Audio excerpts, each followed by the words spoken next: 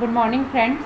आज मैं आप लोगों को इस लेक्चर के थ्रू स्ट्रक्चर और यूनियन में क्या क्या डिफरेंस है उसके बारे में बताऊंगी। तो देखेंगे कि किस तरीके से स्ट्रक्चर और यूनियन का हम कंपैरिजन कर सकते हैं। और मेरे वीडियोस को देखने के लिए बहुत सारा धन्यवाद, और मेरे चैनल को सब्सक्राइब करने के लिए भी आप लोगों का धन्यवाद। Difference between the structure and union in a C. जैसे कि मैंने आप लोगों को प्रीवियसली भी बताया है कि स्ट्रक्चर और यूनियन जो है, ये दोनों जो है set of different data types होते हैं। स्ट्रक्चर में भी हम डिफरेंट डेटा टाइप का कलेक्शन क्रिएट करते हैं, और उसी तरीके से यूनियन में भी हम डिफरेंट डेटा टाइप्स का कलेक्शन करते हैं। इनमें जो डिफरेंस है वो मेमोरी लोकेशन के अकॉर्डिंग आता है, जहाँ पर स्ट्रक्चर में जब हम डिफरेंट डेटा टाइप्स को रखते हैं तो स्ट्रक्चर का जो मेमोरी लोकेशन होता है उन डेटा टाइप्स के अकॉर्डिंग, उन डेटा वेरिएबल्स के अकॉर्डिंग ऑक्यूपाई किया जाता है। और जबकि यूनियन में हम जब इनमें डेटा टाइप्स का कलेक्शन बनाते हैं तो यूनियन के जो डेटा मेंबर्स होते हैं, जो डेटा टाइप होते हैं, उनमें से जो लार्जेस्ट डेटा टाइप वैल्यू होती है उसी के अकॉर्डिंगली वो मेमोरी ऑक्यूपाई करता है, उसी के अकॉर्डिंगली मेमोरी में अपना एक जगह बनाता है। तो स्ट्रक्चर और यूनियन में और कौन कौन से वो डिफरेंस हैं, वो मेजर डिफरेंस है जिनको हम यहाँ पर आज भी डिस्कस करेंगे। तो कुछ सिमिलैरिटीज़ भी हैं और कुछ इनमें डिफरेंसेस भी हैं, जो हमारे एग्ज़ाम के पर्पस से, हमारे एग्ज़ाम के पॉइंट ऑफ व्यू से हमारे लिए बहुत इम्पॉर्टेंट है। तो देखते हैं कि कौन कौन से वो डिफरेंसेस हैं स्ट्रक्चर और यूनियन में जिन्हें हम कंपेयर कर सकते हैं दोनों के साथ। सबसे पहले तो ये चीज़ देखेंगे कि दोनों में क्या क्या सिमिलैरिटीज़ हैं। तो सबसे पहला पॉइंट है, both are use to group different data types to organise the data structurally. तो ये दोनों जो हैं वो डेटा टाइप्स को ग्रुप करने में, उनका सेट बनाने में, उनका एक डेटा स्ट्रक्चर बनाने में के लिए यूज़ किया जाता है। सेकंड है हमारा, structure and union are similar in the syntax with different keywords. मैंने आप लोगों को प्रीवियसली लेक्चर में बताया था कि यूनियन को भी किस तरीके से लिखा जाता है और स्ट्रक्चर को भी किस तरीके से लिखा जाता है। दोनों में सिर्फ एक ही कीवर्ड का डिफरेंस है। जहाँ पर हम स्ट्रक्चर लिखते हैं वहाँ हम यूनियन लिख सकते हैं, और जहाँ पर हम यूनियन लिखते हैं वहाँ पर हम स्ट्रक्चर लिख सकते हैं। सिर्फ इनके डेफिनेशन में, इनको डिक्लेयर करते समय सिर्फ वन कीवर्ड का डिफरेंस होता है। अगर हम स्ट्रक्चर बनाते हैं तब हम इंस्ट्रक्ट कीवर्ड का यूज़ करते हैं, और अगर हम यूनियन बनाते हैं तो हम यूनियन कीवर्ड का यूज़ करते हैं। नेक्स्ट पॉइंट है, creating structure variable and union variable to access their respective member in the same with keyword difference. तो जैसे कि मैंने आप लोगों को बताया ही है कि दोनों जो हैं वो collection of different data types है, कलेक्शन ऑफ डिफरेंट वेरिएबल है एक सिंगल यूनिट में। उन सिंगल यूनिट में उस पूरे स्ट्रक्चर में से उन डेटा मेंबर्स को एक्सेस करने के लिए हमें एक वेरिएबल डिक्लेयर करना होता है, जिन्हें हम ऑब्जेक्ट के नाम से जानते हैं।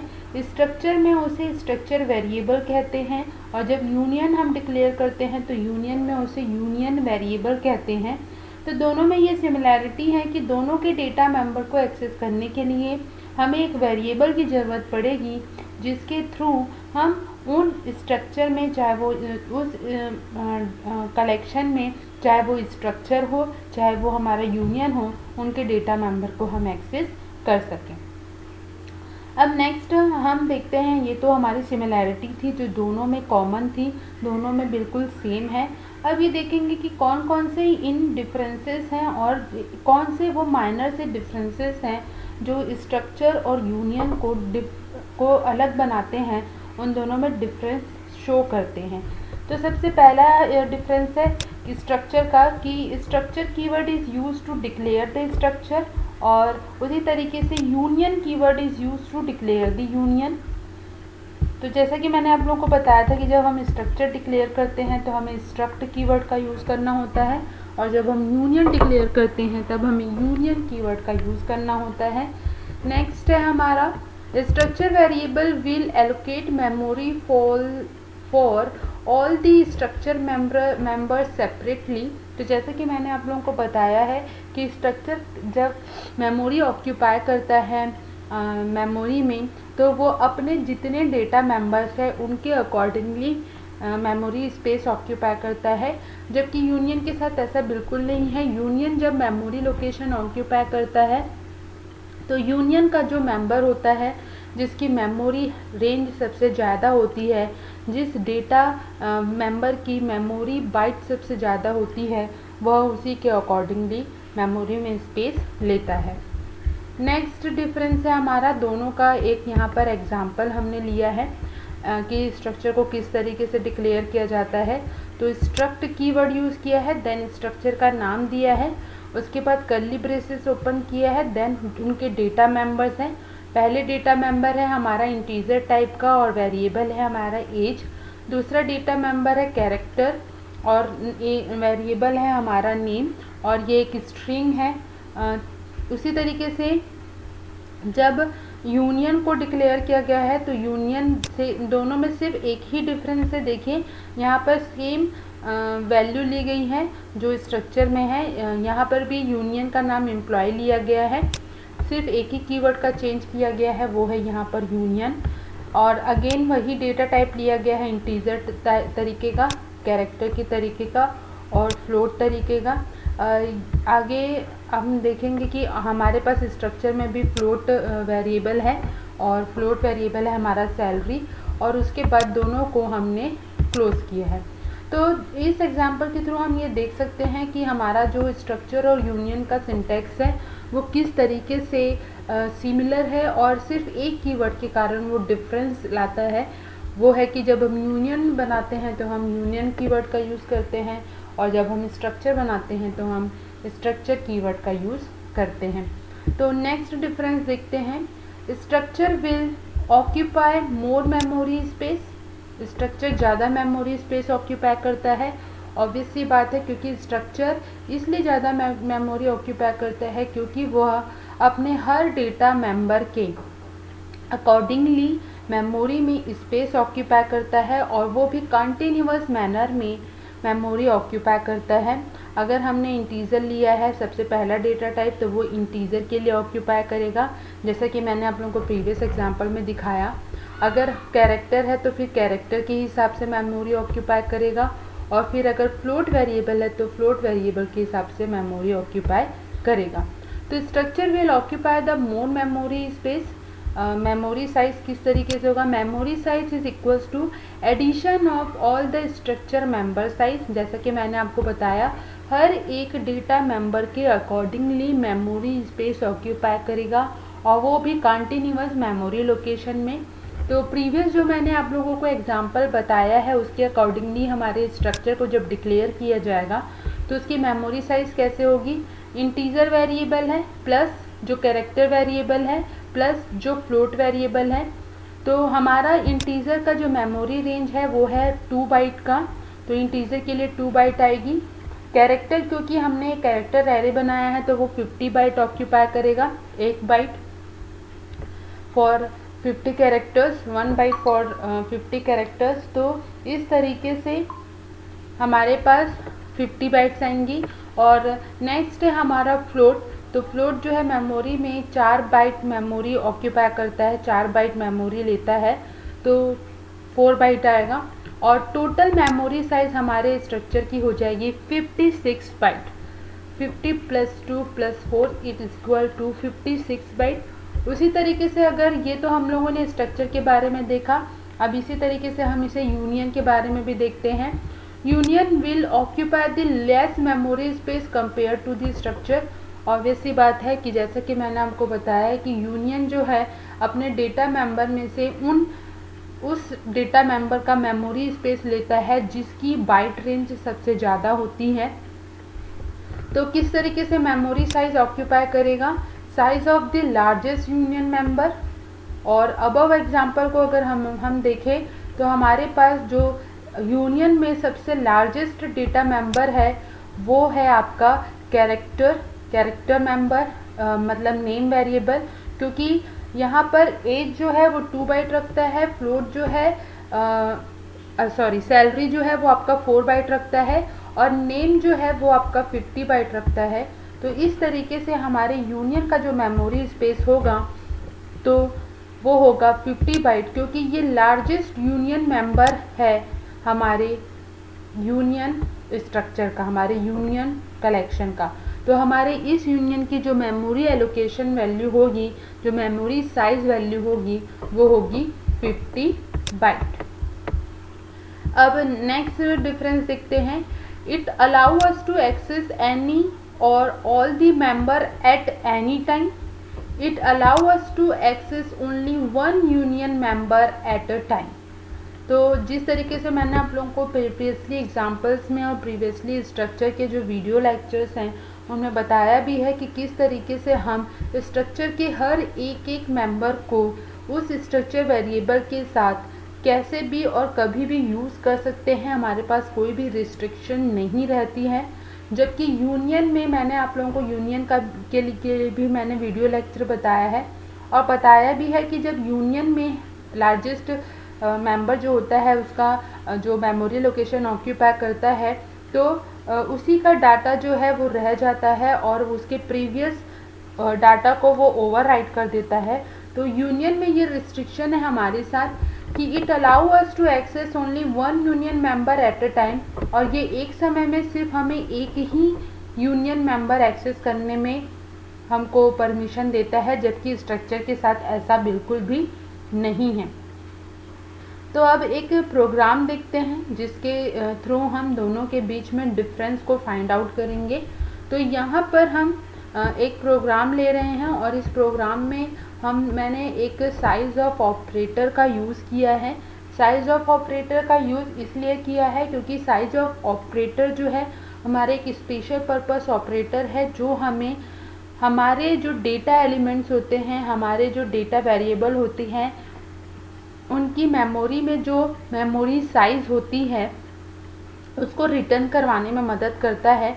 तो यहाँ पर हम जब स्ट्रक्चर डिफाइन करेंगे, जब यूनियन वेरिएबल डिफाइन करेंगे, जब स्ट्रक्चर वेरिएबल डिफाइन करेंगे और जब यूनियन वेरिएबल डिफाइन करेंगे तो उनके थ्रू हम यहाँ पर फाइंड आउट करेंगे कि स्ट्रक्चर का मेमोरी साइज़ कितना बना और यूनियन का मेमोरी साइज़ कितना बना। तो इसलिए यहाँ पर हम लोगों ने एक साइज़ ऑफ ऑपरेटर यूज़ किया है। तो C program we going to declare the structure and union with the same data type member.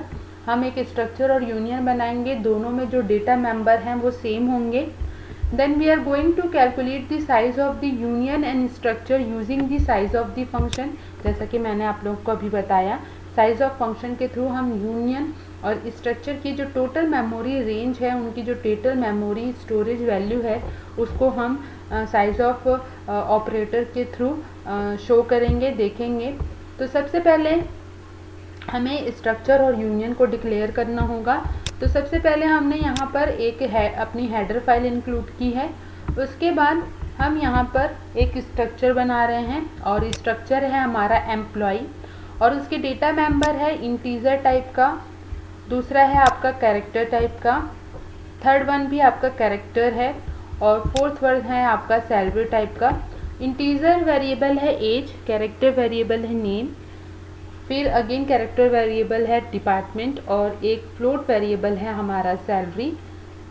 और उसके बाद हमने फिर से एक यूनियन डिफाइन किया है और यूनियन हमने लिया है, यूनियन का नाम हमने यहाँ पे दिया हुआ है पर्सन। सिर्फ नाम चेंज है हमारे यूनियन और स्ट्रक्चर का, लेकिन जो हमारा डेटा टाइप है, जो डेटा मेंबर है, आप लोग देख रहे होंगे हमारे पास यहाँ पर भी जो डेटा मेंबर है वो है हमारे पास यहाँ पर एज, जो कि सेम स्ट्रक्चर में भी है। उसी तरीके से कैरेक्टर नेम है जो कि सेम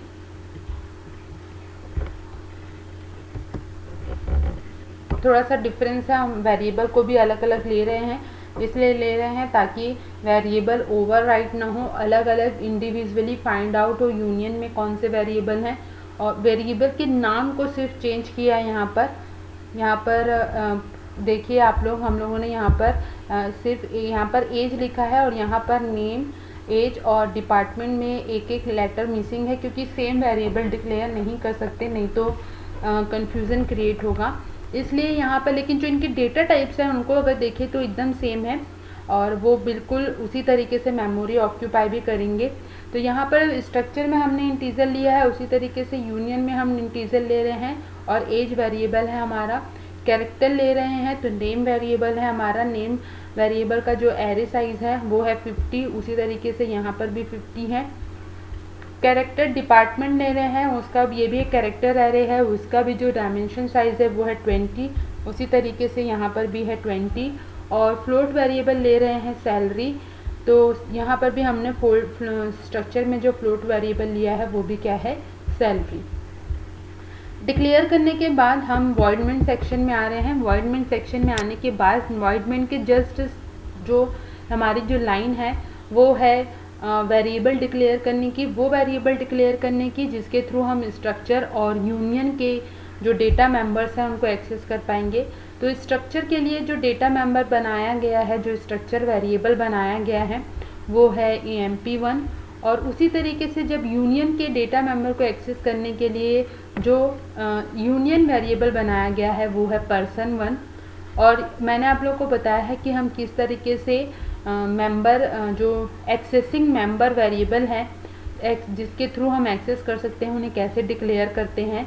तो स्ट्रक्चर के लिए जब डिक्लेयर करना है तो स्ट्रक्ट कीवर्ड का यूज़ करेंगे, और जब यूनियन के लिए डिक्लेयर करना है तो यूनियन कीवर्ड का यूज़ करेंगे। अब उसके बाद नेक्स्ट है हमारा प्रिंटिंग स्टेटमेंट। इस प्रिंटिंग स्टेटमेंट के थ्रू हम जो स्ट्रक्चर का साइज़ है वो फाइंड आउट कर रहे हैं with the help of size of operator. तो ये प्रिंट एफ स्टेटमेंट जब एग्जीक्यूट होगा तो हमारे जो स्ट्रक्चर का जो टोटल मेमोरी साइज़ है वो रिटर्न होगा। तो इसके लिए यहाँ पर प्रिंटिंग स्टेटमेंट लिखा गया है, the size of the employees structure is equals to %d double quoted and comma then size of operator. और साइज ऑफ ऑपरेटर क्योंकि हमारा ये साइज ऑफ ऑपरेटर जो है ये एक प्री डिफाइंड फंक्शन है जिसका यूज़ हम मेमोरी साइज़ या मेमोरी वैल्यू को रिटर्न करवाने के लिए करते हैं। ये हमारा एक प्री डिफाइंड फंक्शन है। तो यहाँ पर जब हमें स्ट्रक्चर का टोटल साइज़ देखना है, स्ट्रक्चर का जो मेमोरी साइज़ है वो रिटर्न करवाना है, तो स्ट्रक्चर को रिप्रेजेंट करने वाला जो उसका वेरिएबल है वो है स्ट्रक्चर वेरिएबल। क्योंकि स्ट्रक्चर वेरिएबल के थ्रू ही हम इन स्ट्रक्चर के जो डेटा मेंबर हैं उन्हें एक्सेस कर पाते हैं।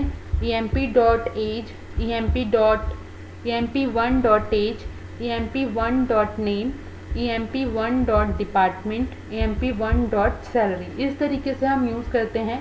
तो emp जो है हमारे उस मेमोरी लोकेशन का रिप्रेजेंटर है जिसके थ्रू हम उनके डेटा मेंबर को एक्सेस कर पाते हैं। और मैंने ये आप लोगों को स्ट्रक्चर का जो वीडियो लेक्चर है उसमें बहुत अच्छे से समझाया है विद द डायग्राम, तो आप लोग उसको ज़रूर देखिएगा। तो यहाँ पर हम स्ट्रक्चर का मेमोरी साइज़ लेने के लिए इस स्ट्रक्चर वेरिएबल का यूज़ करेंगे, इसलिए साइज ऑफ ऑपरेटर में हमने emp1 वेरिएबल का यूज़ किया है।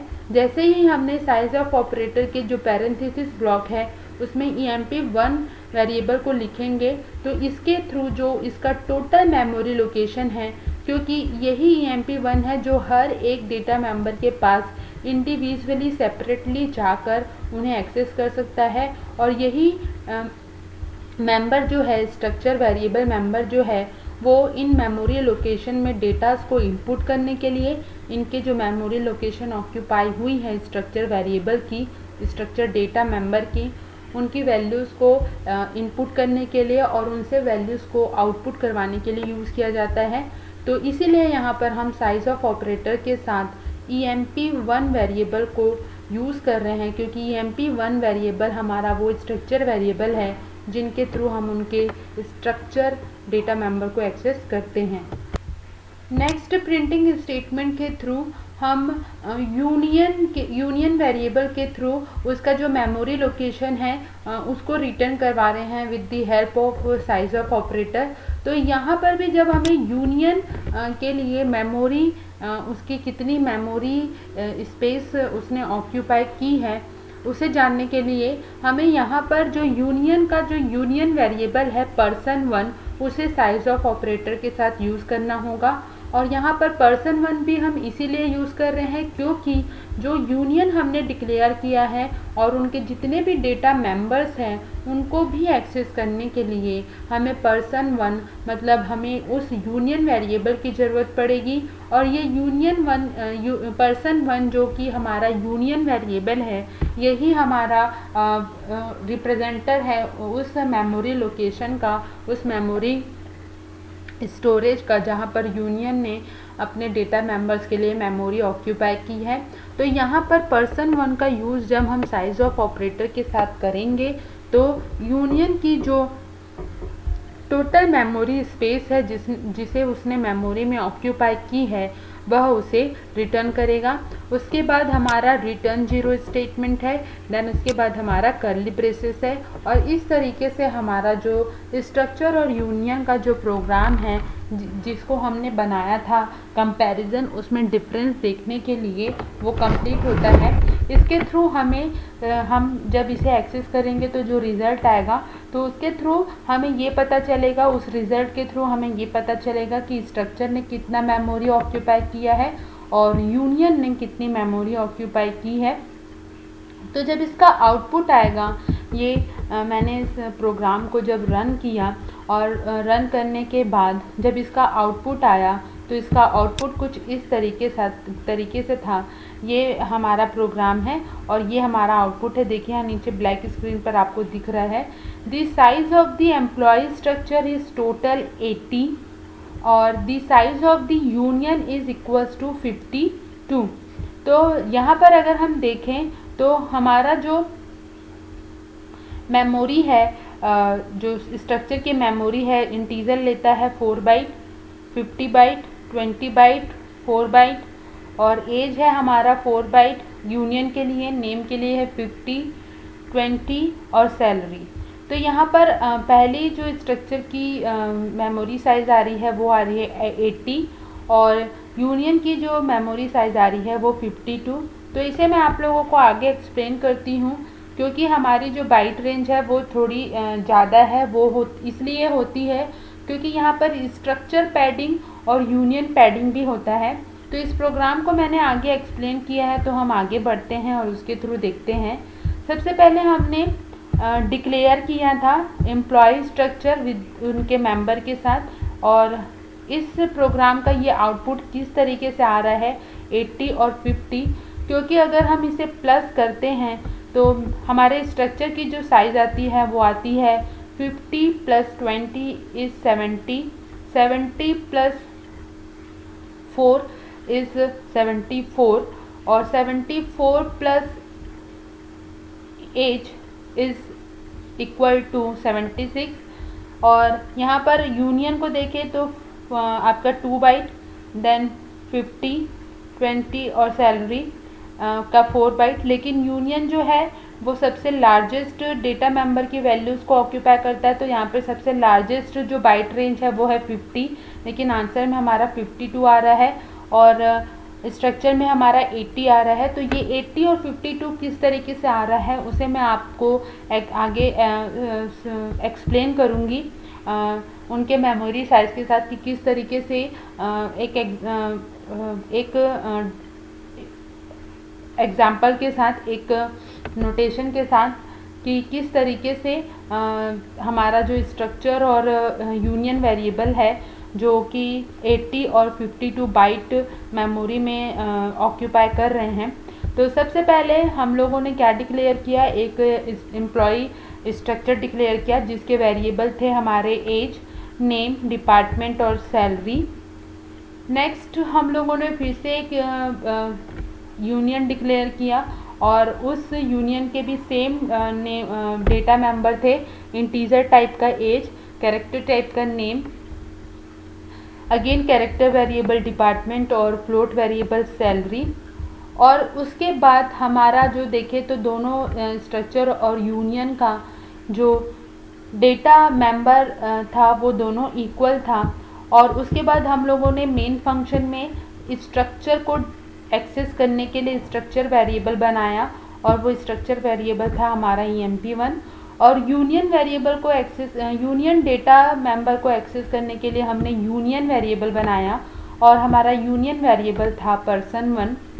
और जब हम लोगों ने प्रिंटिंग स्टेटमेंट, जो हमारा प्रिंटिंग स्टेटमेंट, जब हमने प्रिंटिंग स्टेटमेंट में इसे लिखा, तो जब प्रिंटिंग स्टेटमेंट के थ्रू हम लोगों ने देखा तो जो स्ट्रक्चर वेरिएबल है उसकी जो साइज़ ऑफ ऑपरेटर ने स्ट्रक्चर वेरिएबल के लिए रिटर्न किया 80 memory location, 80 memory bite.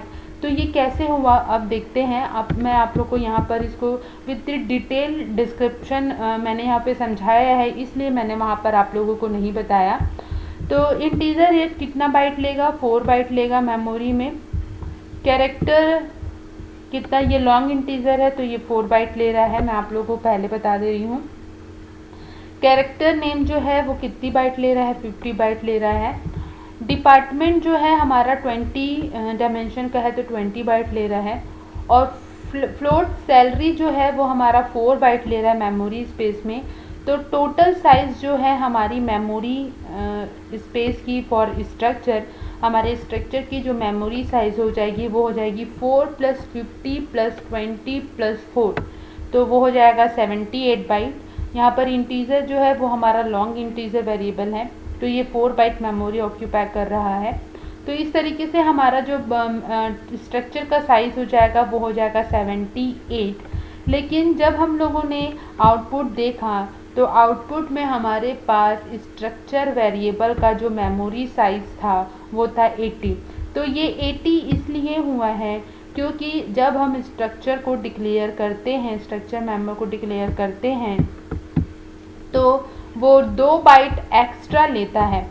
If you observe the output, it has given 80 byte because of the structure padding. It has taken an extra 2 byte. Structure padding एक feature है हमारे structure का जिसको मैंने आप लोगों को अभी नहीं बताया है, लेकिन आगे प्रीवियस लेक्चर्स में मैं आप लोगों को इसके बारे में बताऊंगी।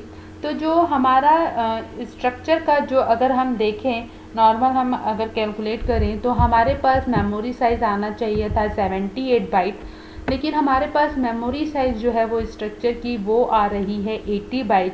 और 80 बाइट आने का रीज़न है बिकॉज ऑफ स्ट्रक्चर पैडिंग, क्योंकि स्ट्रक्चर पैडिंग में स्ट्रक्चर जो है वो 2 बाइट एक्स्ट्रा ऑक्यूपाई करता है अपने टोटल डेटा मेंबर्स के लिए।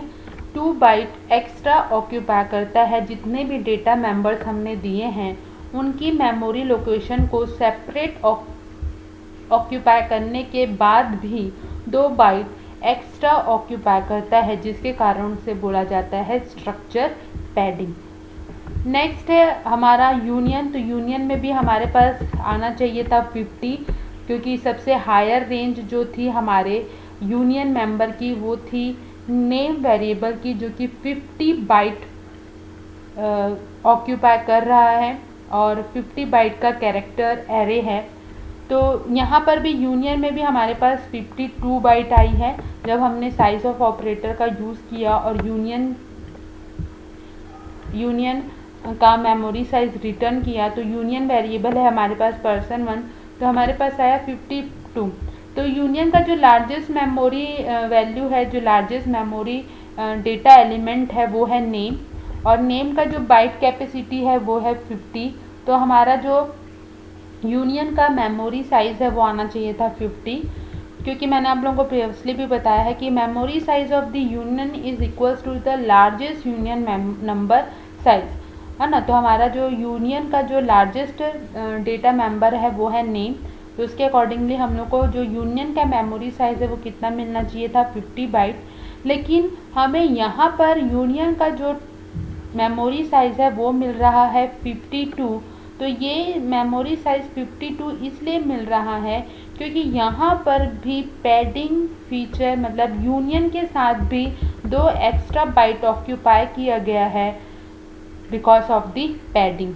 यहाँ पर भी जिस तरीके से स्ट्रक्चर में भी पैडिंग होती है, मतलब स्ट्रक्चर भी एक्स्ट्रा 2 बाइट ऑक्यूपाई कर रहा है, तो उसी तरीके से यहाँ पर यूनियन भी एक्स्ट्रा 2 बाइट ऑक्यूपाई कर रहा है अपने यूनियन वेरिएबल के लिए उनकी मेमोरी साइज़ को।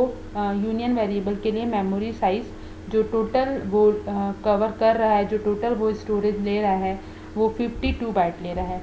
तो ये आप लोग को बताना बहुत ज़रूरी था कि जब हम स्ट्रक्चर और यूनियन यूज़ करते हैं तो हमारे साथ पैडिंग की जो पैडिंग फीचर है, जो पैडिंग कॉम्प्लेक्सिटी है, जो पैडिंग वर्ड है, ये भी हमारे स्ट्रक्चर और यूनियन के साथ जुड़ता है।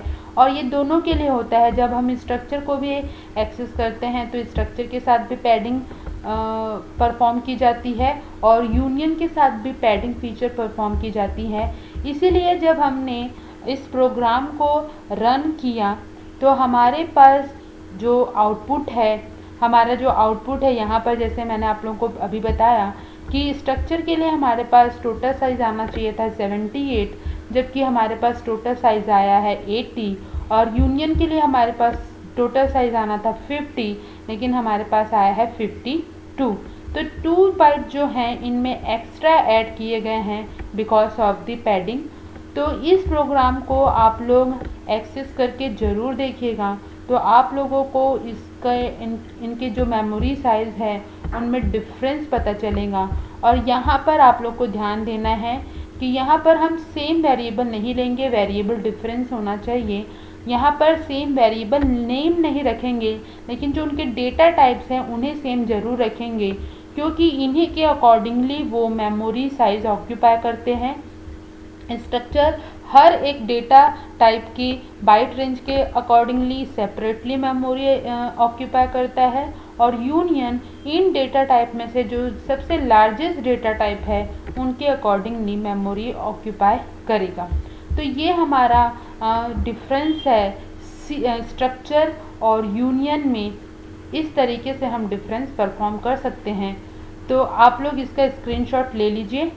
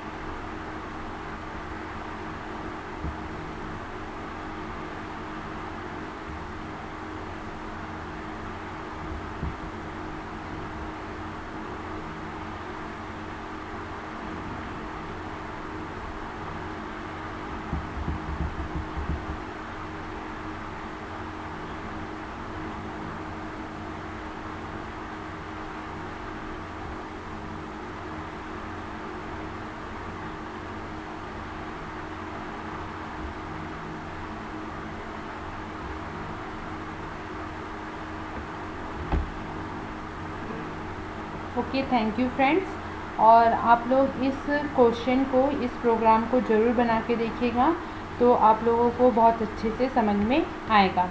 Okay, thank you.